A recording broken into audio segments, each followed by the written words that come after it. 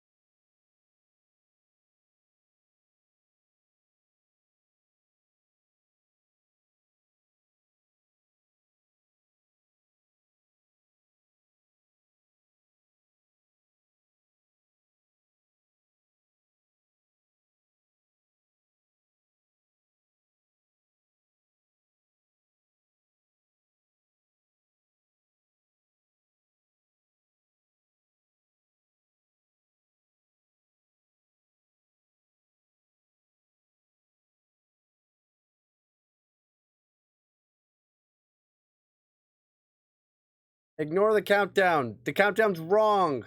The countdown is wrong. We're gonna play a promo and we're gonna do something cool. Do you mind if I read the stage directions? For sure. That's lovely. Behold, the sparkliest, happiest, Christmassiest kitchen ever dreamt up by the Hallmark Channel. Go on, picture it. Now double what you imagine. Now you've got it. This is either a dream or a nightmare, but either way, you should be smiling. Wait, there's going to be two Santas?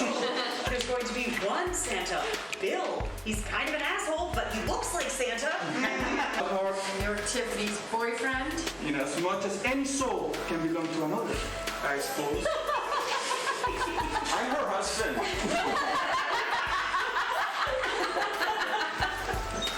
Yeah, this is awkward. I am actually Santa. I'm Santa. I was glad to be here, which makes me Santa. You look like Gandalf, man. Exactly.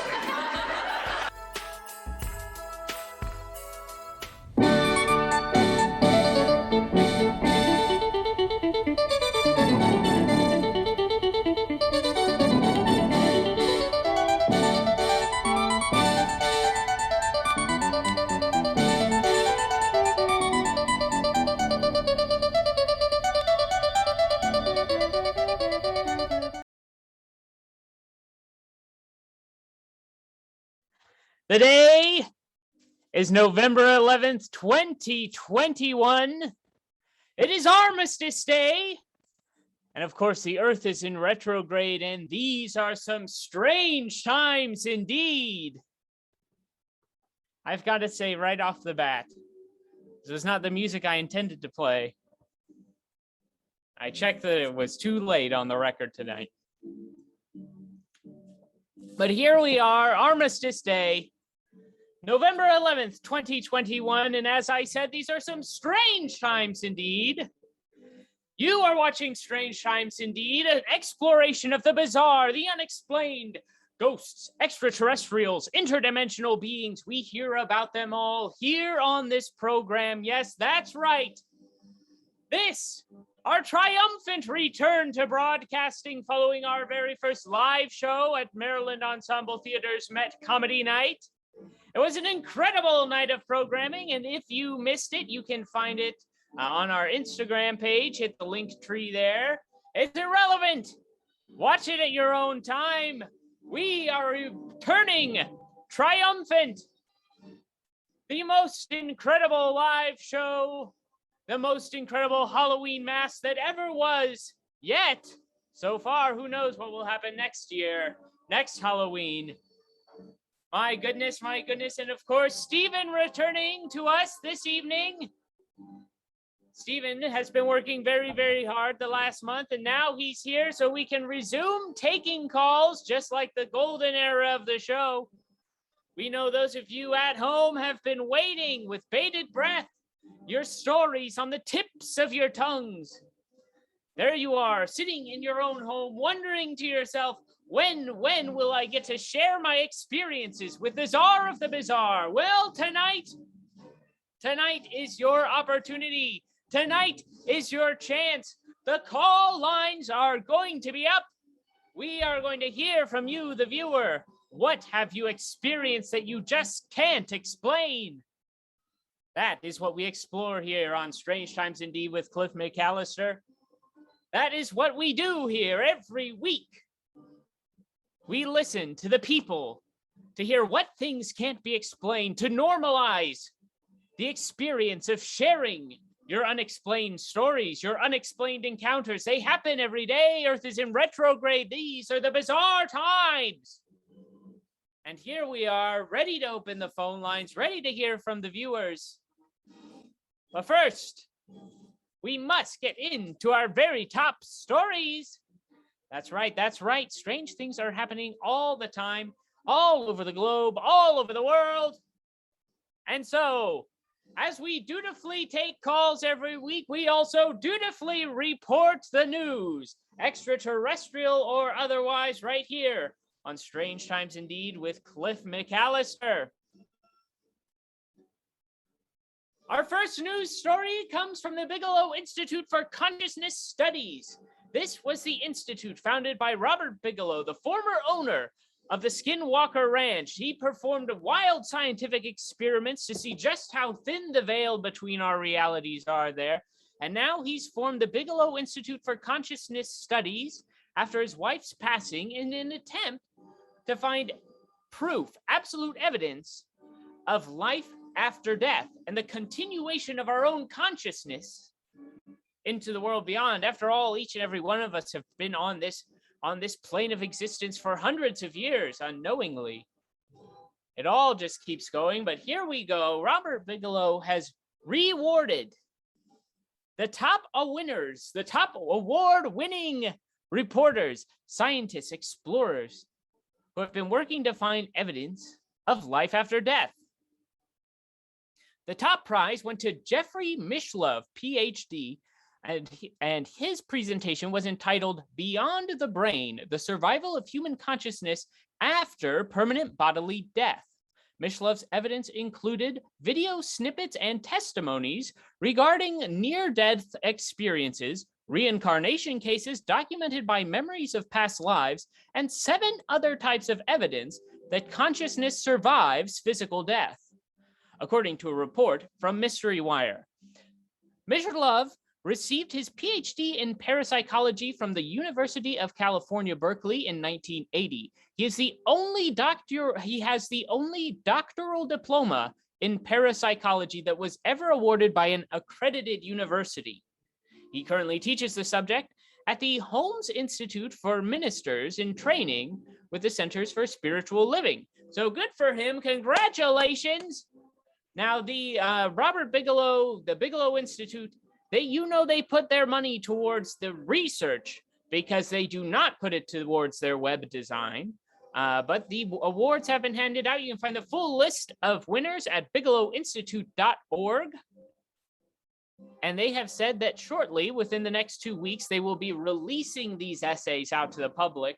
So these studies that they have then funded and rewarded will be given out to the people so that we may also examine this evidence of life after death. And we'll be looking into that in the future, that's for sure. Thumbs up for saving money on web design. Just keep doing research. I was thinking that we need our own website for the show at some point. Everybody has a website. You got to have your own website. We've got a Patreon, but like we should have a little website. And I thought if it would be perfect if GeoCities were still around. No type of web design is more suited to our show than the very simple HTML work that won the GeoCities universe. A little web design chat, but we'll talk about that later.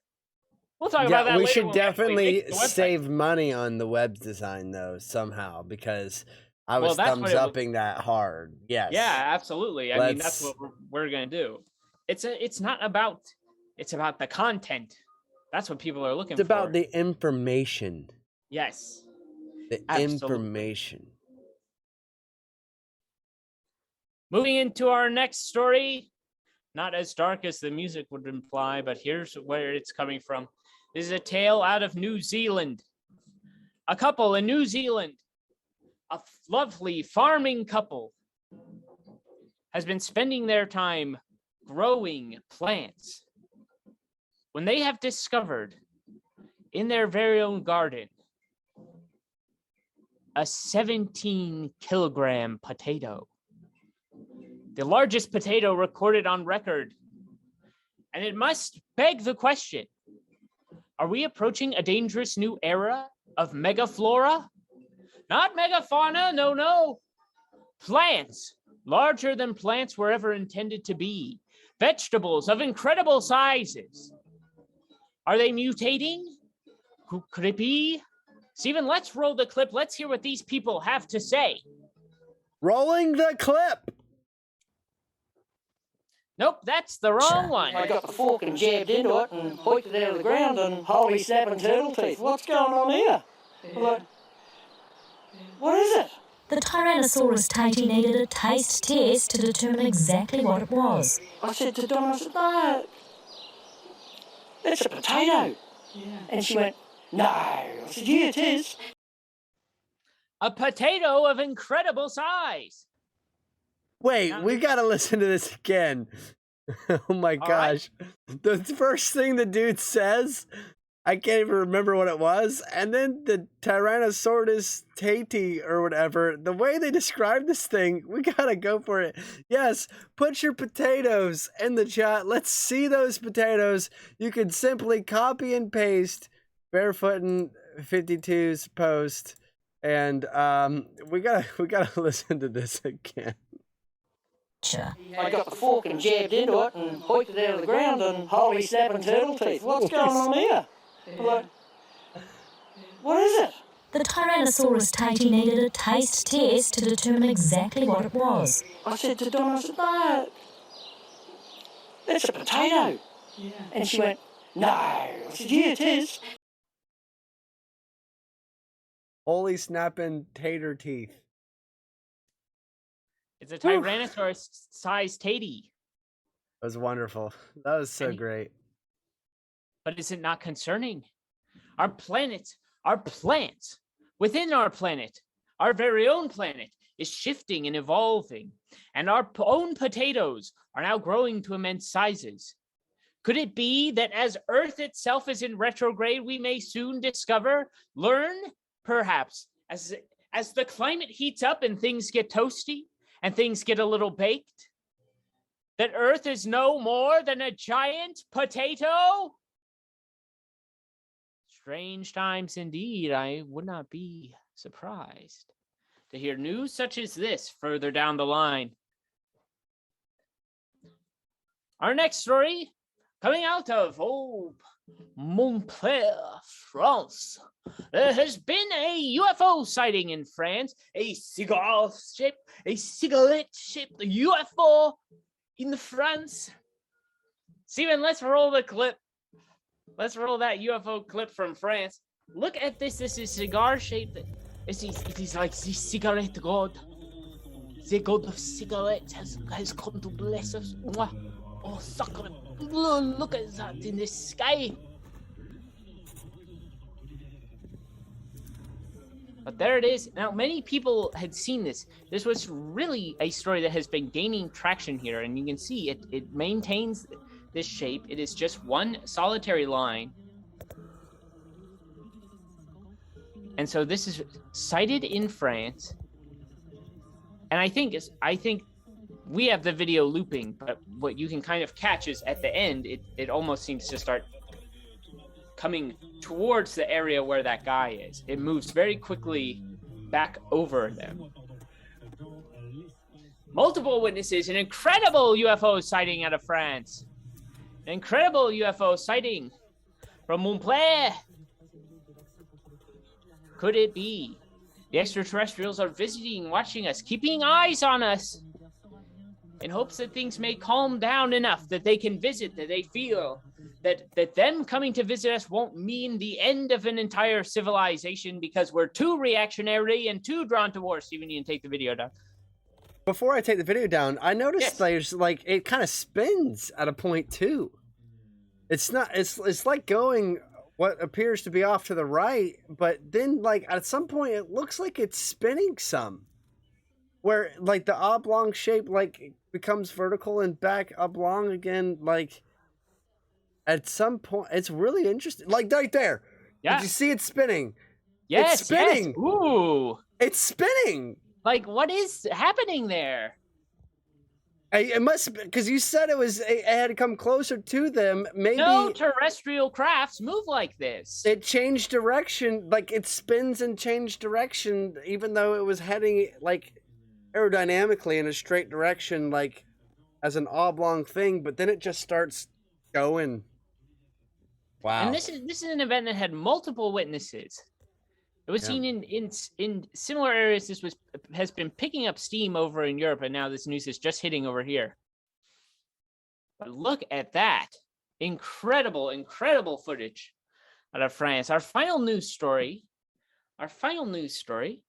coming to us from Heinz Ketchup. That's right. Heinz Ketchup. We're pulling up their press release here because it doesn't get any better than that. Heinz creates Martian tomato ketchup with Aldrin Space Institute. Here's the big deal coming out of Pittsburgh, folks. Heinz has embarked on a mission to ensure fresh, tasty food for future generations by partnering with astrobiologists to discover how to grow premium quality ketchup tomatoes in harsh environmental conditions such as those found on Mars. Today, the brand unveiled its first bottle of Heinz Tomato Ketchup Mars Edition, made with delicious tomatoes grown by recreating similar soil temperature and water conditions on Earth to those found on the Red Planet. Through the collaboration with a 14-person astrobiology team over 9 months at the Aldrin Space Institute in Florida Tech, Heinz simulated growing tomatoes on Mars. The team successfully yielded a crop of Heinz tomatoes from the brand's proprietary tomato seeds with the exacting qualities that pass the rigorous quality and taste standards to become its iconic ketchup. For generations, Heinz has helped people find magic ways For generations, Heinz has helped people find magic in everyday moments that brings families together and has now discovered how to provide delicious Heinz tomato ketchup families know and love for the next 150 years and beyond. No matter what happens on Mars or our planet, we will be able to continue growing Heinz tomato ketchup. 2 years ago, Heinz and its tomato masters set out to successfully launch the first of its kind experiment that has become one of the largest projects of its kind related to Mars ever conducted. Experts in analyzing difficult soil conditions, picking the perfect seeds, and implementing world-leading agricultural techniques played a crucial role in ensuring the unmistakable taste of Heinz tomato ketchup. Although Heinz Tomato Ketchup Mars Edition bottles are not available for purchase, a batch of out-of-this-world ketchup was unveiled at Heinz HQ, where the experimental sauce has undergone rigorous quality testing to get an all-important green light to become certified bottles of Heinz Tomato Ketchup. We're so excited that our team of experts has been able to grow tomatoes in conditions found on another planet and share our creations with the world. From analyzing the soil from Martian conditions 2 years ago to harvesting now, it's been a journey that has proved wherever we end up, Heinz tomato ketchup will still be enjoyed for generations to come, says Christina Kenz, Chief Growth Officer for Kraft Heinz International Zone. The team at Aldrin Space Institute, led by Dr. Andrew Palmer, has submitted the first of 3 papers for scientific publication that charts the mission. Before now, most efforts around discovering ways to grow in Martian simulated conditions are short-term plant growth studies. What this project has done is look at long-term food harvesting. Achieving a crop that is of a quality to become Heinz tomato ketchup was the dream result, and we achieved it. And working with the tomato masters at Heinz has allowed us to see what the possibilities are for long-term food production beyond Earth, says Dr. Andrew Palmer of the Aldrin Space Institute. Heinz tomato ketchup is already made it beyond Earth into our solar system and has been enjoyed by astronauts aboard the International Space Station for many years, one of whom is former NASA astronaut and professor of mechanical engineering Mike Masimono. Yes, that was right. Mike Masimono, a veteran of 2 space flights, 4 spacewalks, and the first astronaut to ever tweet from space, Masimono serves as an ambassador of Heinz tomato ketchup Mars edition and is a self-confessed Heinz tomato ketchup superfan. He says, "In space, we have a saying, it's not about the food, it's about the sauce. We could choose what food we wanted to eat up there, but a lot of dishes came dehydrated and are a little bit bland, so a good dollop of sauce always made your meals delicious," which started my love for Heinz tomato ketchup. In addition to studying how to grow tomatoes in Mars-like conditions, the Kraft Heinz company continues to invest in its commitments to environmental social governance goals, including using 100% sustainably sourced Heinz tomato ketchup tomatoes in 2025, by 2025. To learn more, visit their website. You say the ketchup, and I say the ketchup, and it's all going to be coming from Mars. We're going to be having Mars is only going to get redder from here, folks, as fields of Heinz tomato ketchup potatoes. Tomatoes are grown in space. Heinz, get into the potato game, please, for the sake of this broadcast. Well, we just had a potato story, and now we're having a tomato story. And a tomato night. Yeah, there's a lot of tomatoes going on in this broadcast. The potatoes are taking over Earth, and the tomatoes are taking over Mars. I think it's so wild that the slogan is, or what, midway through when I popped in, it was like, for whatever happens, there'll still be ketchup or whatever. And it's like, wow, we're so preserving of our brand that we're looking ahead to growing tomatoes on Mars and producing this sauce for you. This is Heinz is going to be around longer than our potential grandchildren. Well, and here's what they're saying too is wherever we are, which is a subtly bleak statement. Yes. And what it means is by doing this, Heinz has really secured the science to grow their specific tomatoes on the field. Like they have tested it specifically for seeds that are designed to grow the tomatoes that they use for Heinz ketchup.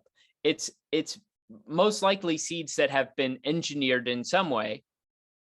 And so when we get to go up to space, or more so, if we outlive the planet, when Jeff Bezos is on the space colony of the last human beings going out into space, they'll be eating Heinz tomato ketchup grown from those. Literally, like, it goes with every meal. Like, that's the only sauce you have, maybe. Like, yeah. Like, you know, you want to eat some space rocks with ketchup? Well, and here's what they're saying too is wherever we are, which is a subtly bleak statement. Like, you want to eat some space rocks with ketchup? Like, you know, you want to eat some space rocks with ketchup? Like, you know, you want to eat some space rocks with ketchup? It's and it's perfect. It pairs very well with just about everything on the red planet. Yeah, I could imagine. But they're going to refill. They're going to refill the river basins on Mars. You know with what would be Heinz perfect? tomato ketchup. It'd be perfect if the aliens that we may counter, if anyone that we meet on, The Martians, if they are on Mars. on our space adventures, if they happen to like Heinz tomato ketchup, that would be perfect. Because, we could just farm away right there. We got a whole planet to make ketchup. And then Heinz is the most agreeable ketchup. Why wouldn't Martians love it? If you are watching tonight, if you're one of our viewers and you prefer another ketchup to Heinz, name it. Comment in the chat. What is that? What's the name of that ketchup? I haven't heard of it, but you can name it. Because it's not Heinz tomato ketchup, that's for sure. Matt Damon put ketchup on tomatoes. He grew on Mars on The Martian. That's in a movie. Oh, okay. Wow. He put ketchup on the tomatoes? Wow. That's kind of a hat on a hat thing, but I suppose. That's brilliant. Maybe he wouldn't be stuck on Mars if he wasn't just doing tomato on tomato. But maybe that's all they can figure out to grow. Here's a question for those of you at home, because I can never quite remember. Are tomatoes really hard to grow? Oops, potato. Okay, there you go. You put ketchup on the potato. It's and that's speculative fiction for you there. We've got massive potatoes here on Earth. 17-kilogram potatoes coming out of New Zealand, taking over the Earth, if not the whole Earth itself, becoming a potato in a way. And we've got ketchup for Mars now. We're going to be growing tomatoes on Mars in the harsh Mars conditions. Now, I'm curious to know if that study replicated the weather patterns on Mars, the dust storms and the wind storms. Are these tomatoes engineered that they can survive that kind of thing, or is it going to be in a contained space? I guess there's probably got to be some air involved, so probably a contained space. I just like to picture fields of tomatoes out on Mars. Well, that's it for our top stories tonight. We're going to be taking phone calls after the break. So if you have experienced anything strange, anything you can't quite explain, ghosts, extraterrestrials, interdimensional beings, here on Strange Times Indeed with Cliff McAllister, we take your calls to hear about whatever weirdness is going out in the world that cannot be explained. If you have witnessed the bizarre, the unknowable, we want to hear from you. This is a safe place to share your story, so please come and join us right here. Strange Times Indeed with Cliff McAllister. We'll be right back after a word from our sponsors. Well, I don't know. They don't pay us for this program, so technically not. But a word from our wonderful, wonderful people. Steven, let's roll that clip. Let's go to break. That's lovely. Behold, the sparkliest, happiest, Christmassiest kitchen ever dreamt up by the Hallmark Channel. Go on, picture it. Now double what you imagine. Now you've got it. This is either a dream or a nightmare, but either way, you should be smiling. Wait, there's going to be 2 Santas? There's going to be one Santa, Bill. He's kind of an asshole, but he looks like Santa. Or, You're Tiffany's boyfriend? in as much as any soul can belong to another, I suppose. I'm her husband.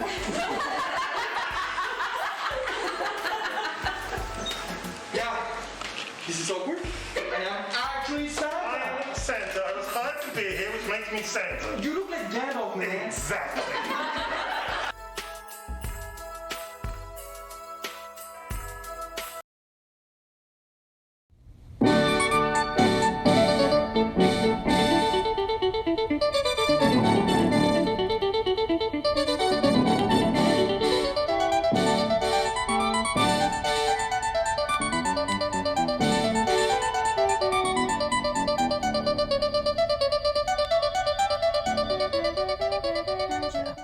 Fork and jabbed into it and hoiked it out of the ground and holy snapping turtle teeth. What's going on here? Give it on. Regardless. Okay. Oh. Holy I snap figured I and thought toodle we'd just teeth. roll with it. That was what he said. Holy snap and toodle teeth. Holy snapping turtle teeth. We've got ourselves a 17-kilogram potato down here in New Zealand. Oh man. I will do a French accent, but I will not do a New Zealand one because they're naturally funnier than the rest of us down there. I don't know what it is. Welcome back, one and all. Today is November 11th, 2021. Earth is in retrograde. It is slowly turning into a potato. Today is Armistice Day, and these are some strange times. Whoa. Today is let's just take that from the beginning. Everyone pretend you never saw that. Pretend it wasn't live. It's November 11th, 2021. Today is Armistice Day. The Earth is in retrograde, slowly turning into a potato. And you are watching Strange Times Indeed with Cliff McAllister, the czar of the bizarre, right here.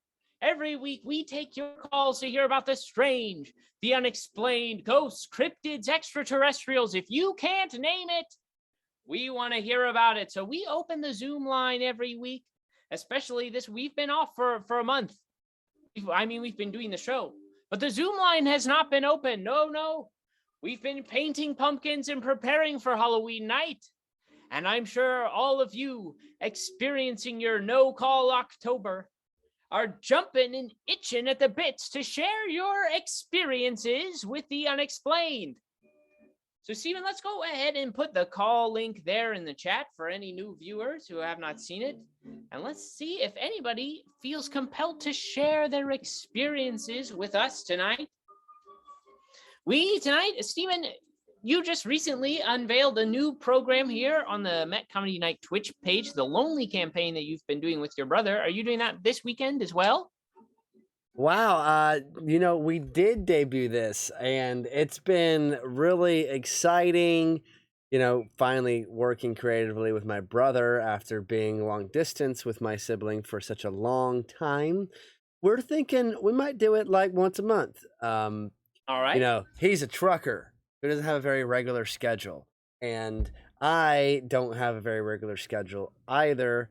And I think, so we did the November show. This was Sunday, 4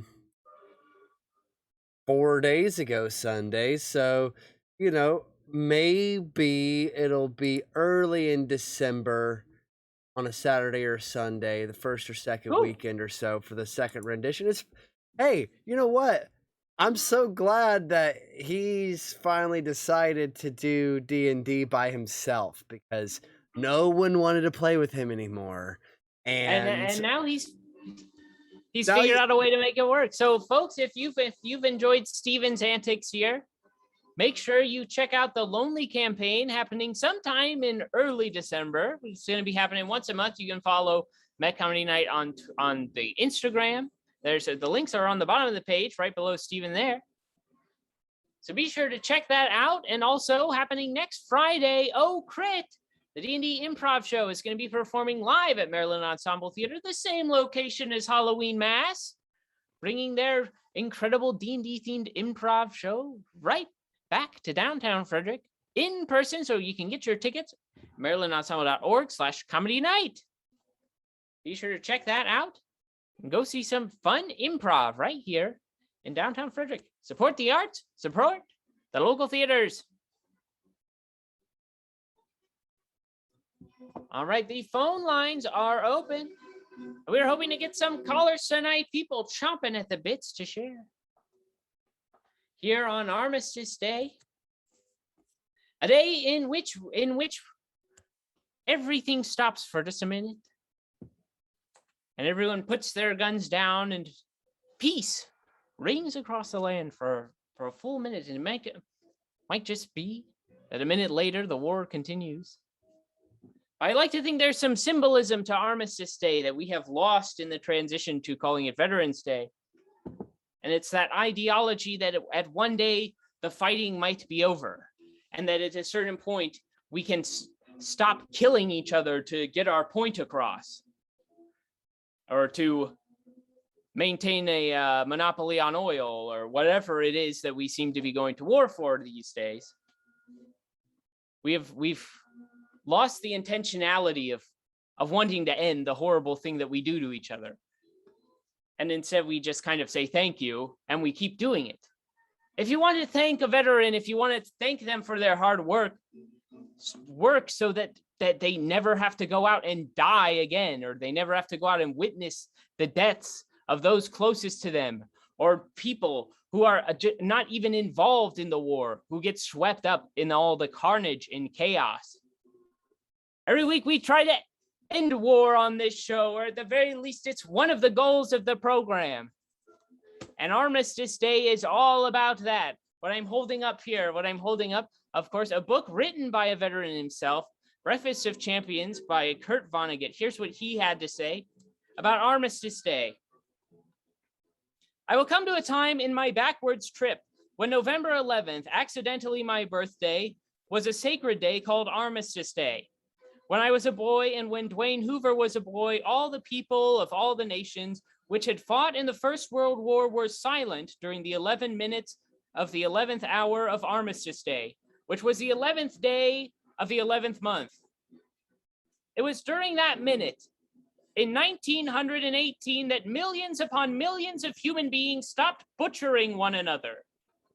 I have talked to old men who were on the battlefields during that minute. They have told me, in one way or another, that the sudden silence was the voice of God. So we still have among us some men who can remember when God spoke clearly to mankind. Armistice Day has become Veterans Day. Armistice Day was sacred, Veterans Day is not, so I will throw Veterans Day over my shoulder. Armistice Day I will keep. I don't want to throw away any sacred things. What else is sacred? Oh, Romeo and Juliet, for instance, and all music is. I think Kurt probably channeled that music into that reading at the right time, I tell you what. Wherever he is, probably nowhere by his own set of beliefs, and good for him for that. No set is inherently superior to the other, but he seemed pretty sure of what he felt and did. Good for anyone who has that sort of certainty, whatever direction it is. Props to you. The explorers of the world beyond. Those who should submit studies to the Bigelow Institute for Consciousness Studies to see if there is afterlife beyond all of this.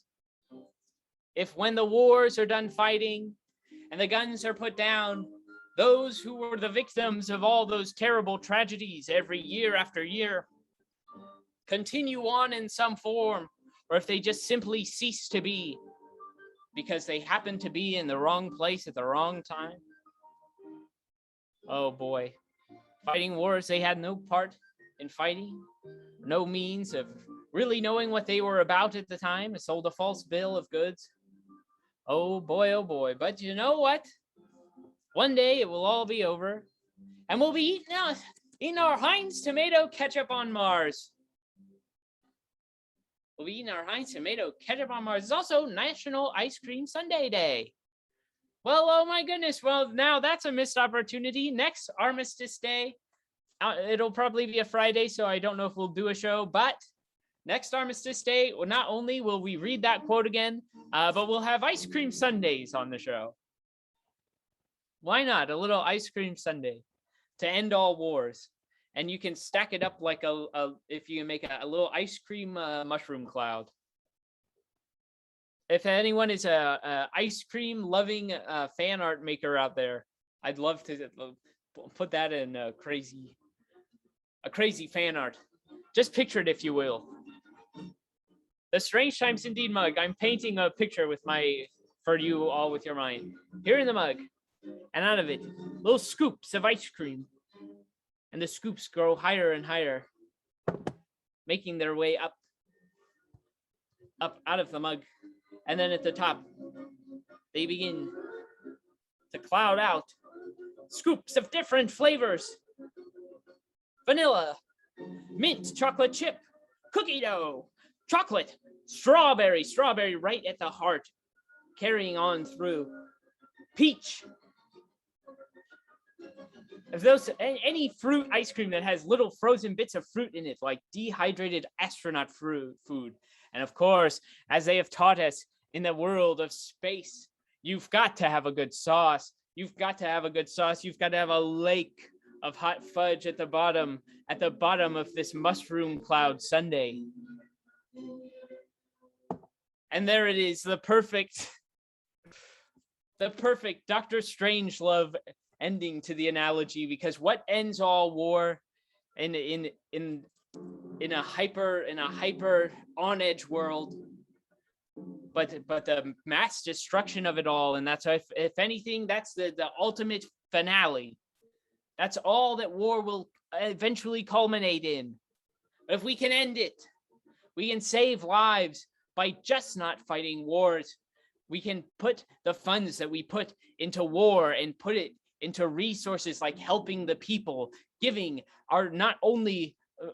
giving adequate care to the veterans of those wars and adequate living situations so they're not out on the street. But we can also then divert those funds into healthcare for everyone. We can make housing a standard. We can end homelessness. If we focus on the positive changes we can make instead of what we can change by bombing and killing other people, we can make this whole world a lot better for us. And we can put funds into a world where we all get ice cream sundaes every day. And it doesn't matter if you're slowly developing a dairy intolerance. No, ice cream for everyone. Ice cream designed for those who can't process dairy like they used to. Ice cream with all the dairy people want. Ice cream for everyone. We just have to stop giving money to folks like Lockheed Martin. We have to stop funding the war machine. And we can get ice cream for all human beings, all terrestrials on this planet. If you're an earthling or not, your ice cream sundae is coming to you. But we've got to end the wars.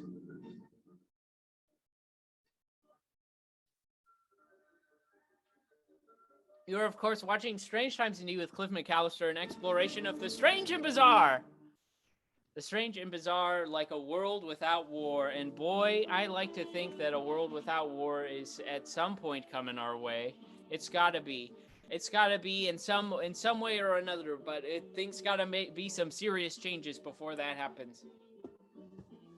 Oh.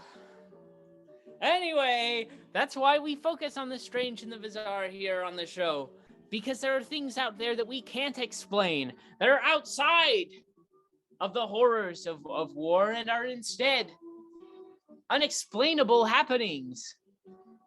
Ghosts, extraterrestrials, French, cigar-shaped UFOs in the sky, flying baguettes, spinning and moving. And there's no explanation for what it is, but multiple witnesses have cited it.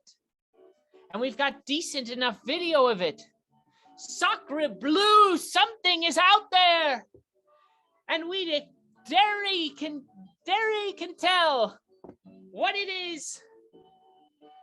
Is it extraterrestrials from beyond our world, or is it an advanced species from beneath our seas that has evolved there in secret for quite some time? And now are bringing their ships out of the water, bringing their ships to observe us, to keep an eye on us, the folks above, to see if it's safe to come out yet, or to see if we're still trying to kill each other all the time. But when we know peace, we will know peaceful coexistence with the extraterrestrials or the underwater ancients, whoever it is. We might be able to unlock that rift into another dimension that runs parallel to our own, and we might get the Earth out of the perpetual state of retrograde that it is in and get it back back the way it once was at a time when there was peace, whenever that was, oh so long ago, but we've been in retrograde for who knows how long, folks. But when we end all war and start looking at what we can do to fix this planet, we can get out of there and we can return to normalcy. But in the meantime, we must, as we are in a state of retrograde, enjoy the weird. We must bask in the weird. We must bask in all of the incredible, unknowable, unexplainable things that we can't quite put a name on. When you find yourself walking down the street at night, and in the forest ahead of you, you see two glowing eyes in the darkness, and you wonder to yourself, what is that? What is that thing looking at me? And it just hovers there behind the tree line, bright red glowing eyes.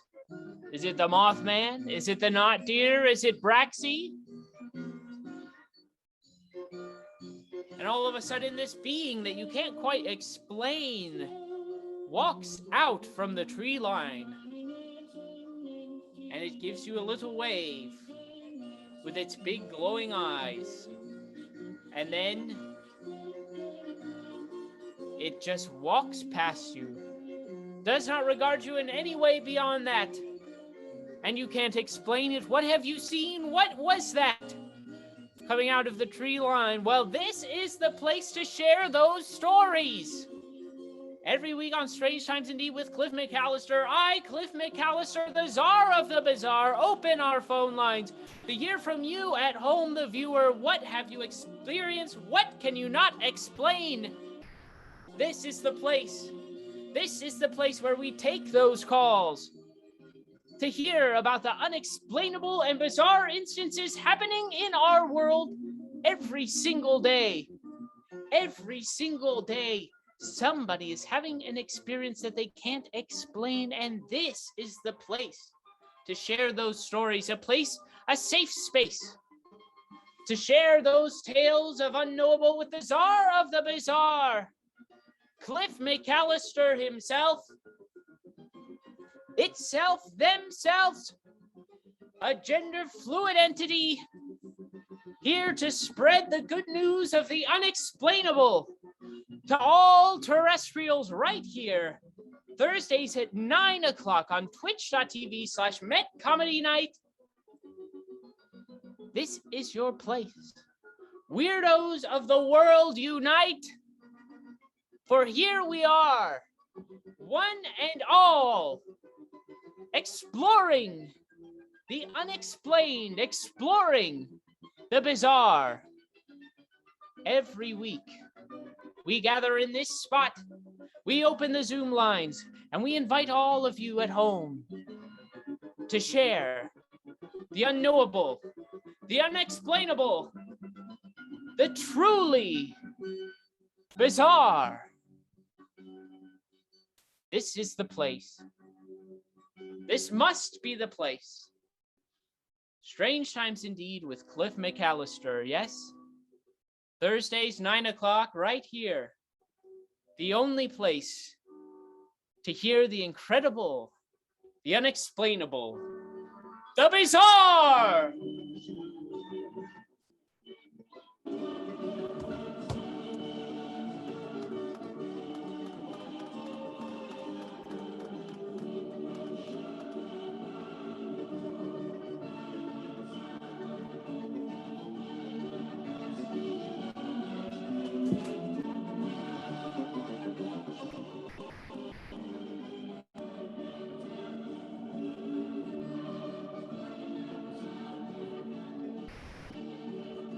Oh, I thought that would keep going a little bit. I thought that was a little shorter. Folks, that is why we are here every week. Call in, share your stories, the unexplained, the bizarre. It's all here. Strange Times Indeed with Cliff McAllister. I am your host, Cliff McAllister, the czar of the bizarre. Thank you for tuning in. Well, I can't think of anywhere better to go than that. If let's give it a one last bit. We've got the link in. If you've got a story to share, this is your last chance.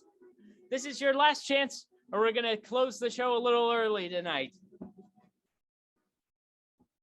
You see, every week on Strange Times Indeed with Cliff McAllister, I, Cliff McAllister, the czar of the bizarre, take your calls to hear about these strange and unexplained ghosts, extraterrestrials, interdimensional beings. Steven, do we have a caller?